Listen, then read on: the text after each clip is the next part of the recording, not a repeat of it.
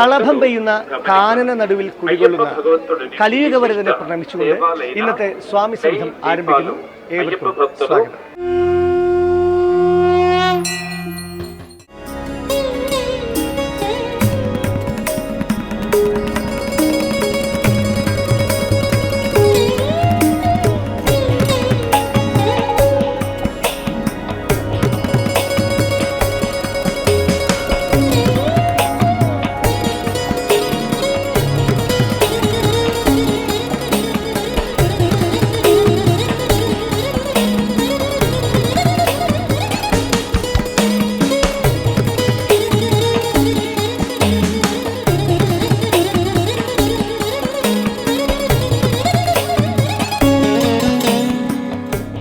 കാമ, ക്രോധ, ലോഭ, മോഹ, മതമാത്സര്യാദികളായ രാഗദ്വേഷങ്ങൾ നിറഞ്ഞ കാടാണ് മനുഷ്യ മനസ്സ്.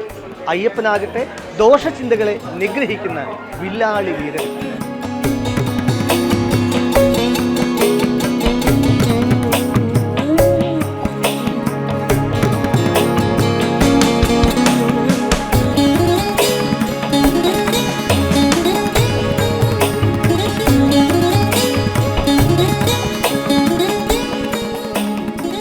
ഹിംസ്ര വന്യജീവിയായ പുലിയുടെ പുറത്തിരുന്ന് മന്ദസ്മിതം തൂകി എഴുന്നള്ളുന്ന അയ്യപ്പൻ ശത്രുതയുടെയും ഹിംസയുടെയും ഭീകരരൂപങ്ങളെ അകറ്റി സ്നേഹസൗഹാർദ്ദത്തിന്റെ ഉദാത്ത ഭാവം ഏവർക്കും പകരുന്നു. ലളിത സഹസ്രനാമത്തിലെ മനോരുപേക്ഷു കോദണ്ഡ, പഞ്ചതന്മാത്ര സായക എന്നീ വർണ്ണനകളിൽ സകല മനസ്സുകളുടെയും പ്രതീകമായ വില്ലിനെയും സർവ്വജീവജാലങ്ങളുടെയും ഇന്ദ്രിയ മനസ്സുകളെ അധീനമാക്കിയ ഒരാളിനു മാത്രമേ അധാർമികമായ ക്രൂരഭാവങ്ങളെ അതിജീവിക്കാനാവൂ.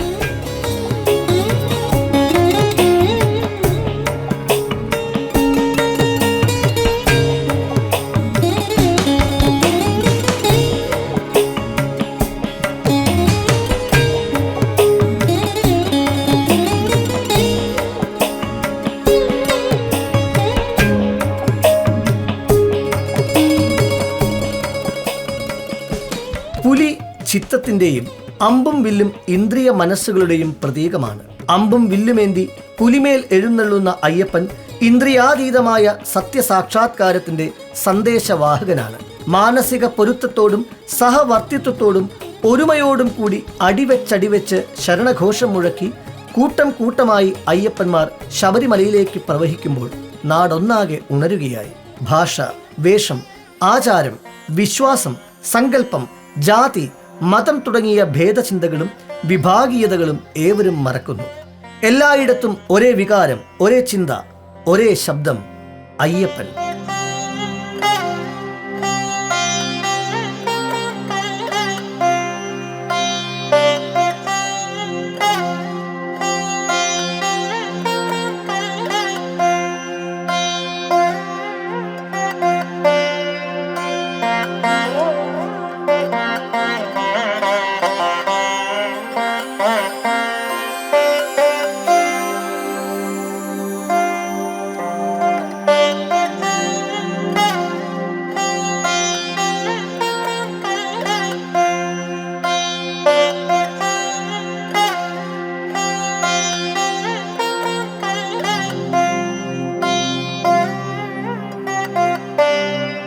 ഉജ്ജ്വലമായ ഒരു ബഹുജന മുന്നേറ്റത്തിന്റെ ശക്തിയായ കുതിപ്പ് സാമൂഹ്യ പരിവർത്തനത്തിന്റെ ഉണർത്തുപാട്ടായി മാറുന്നു.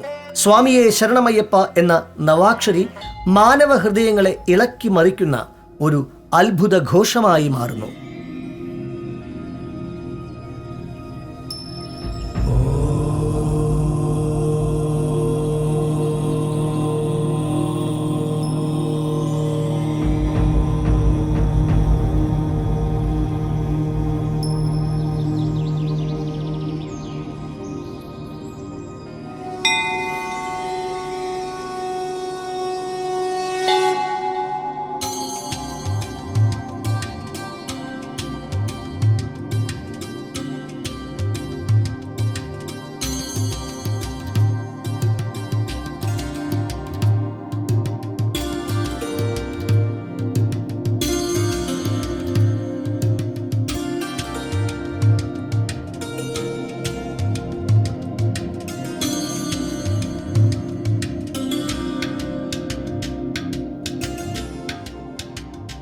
ബ്രഹ്മചര്യത്തിന് മാനവരാശിയെ ഉയർത്തുന്നതിൽ അപാരമായ കരുത്തുണ്ട്. അതുകൊണ്ടാണ് ശബരിമല ദർശനത്തിന് ഒരുങ്ങുന്നവർ ബ്രഹ്മചര്യ നിഷ്ഠകളോടുകൂടിയ കഠിനമായ വ്രതങ്ങൾ അനുഷ്ഠിക്കുന്നത്.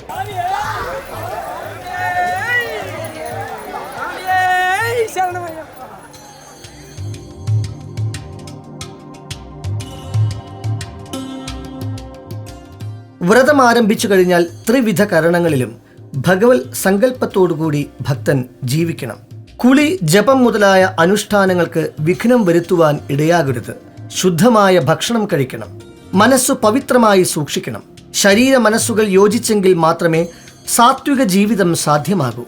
ഒരയ്യപ്പൻ കാണുന്ന ജീവികളെയും വസ്തുക്കളെയും സർവത്ര സമദർശിത്വത്തോടു കൂടി സ്വാമിയിൽ നിന്നും ഭിന്നമല്ല അതെല്ലാം എന്ന വിധത്തിൽ ചിന്തിക്കണം.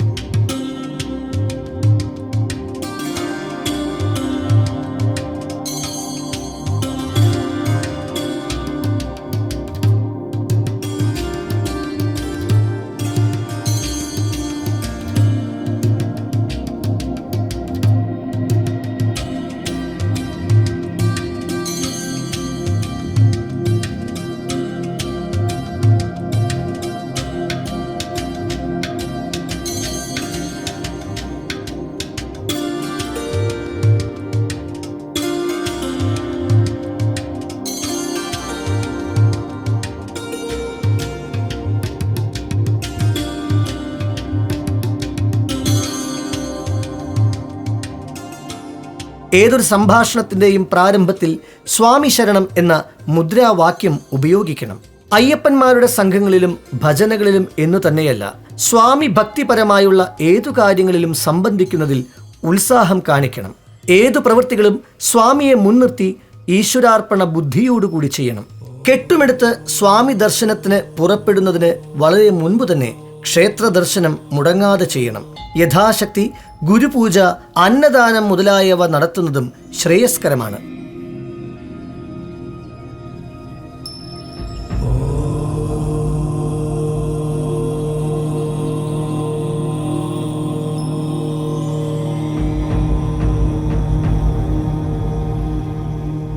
പ്രകൃതിയുടെ സൗന്ദര്യാസ്വാദനം ജീവിതത്തിൽ ഒരു വരദാനമായി മാറുന്നതിന് ശബരിമല തീർത്ഥാടനം വഴിയൊരുക്കുന്നു. അത്രയേറെ വിശാലവും വൈവിധ്യതയേറിയതുമാണ് കലിയുഗവരദന്റെ പൊന്നമ്പലവും കാനനപാതകളും.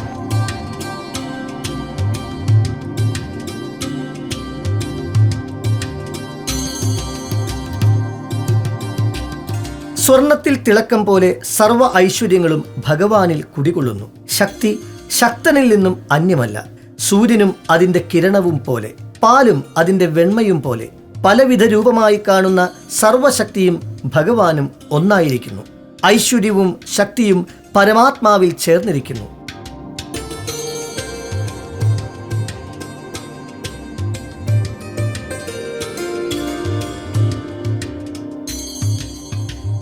ജ്ഞാനം, ബലം, യശസ്, സമ്പത്ത് എന്നിവയെല്ലാം ശ്രീ അയ്യപ്പനിൽ അടങ്ങിയിരിക്കുന്നു. ജന്മമൃത്യു ജരാവ്യാധികളെ പരിഹരിക്കുന്ന ബ്രഹ്മ തേജോമയ സിദ്ധികളെല്ലാം ഭഗവാനിൽ കുടികൊള്ളുന്നു.